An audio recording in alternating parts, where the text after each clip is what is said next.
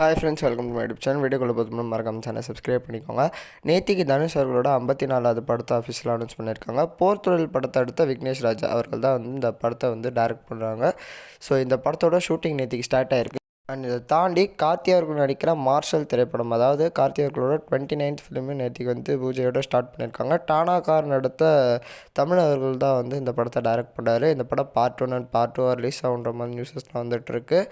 And கூலியோட teaser ட்ரெய்லர்லாம் எதுவும் வராது அப்படின்ற மாதிரி ஒரு ரூமர் இப்போ கிளம்பியிருக்கு.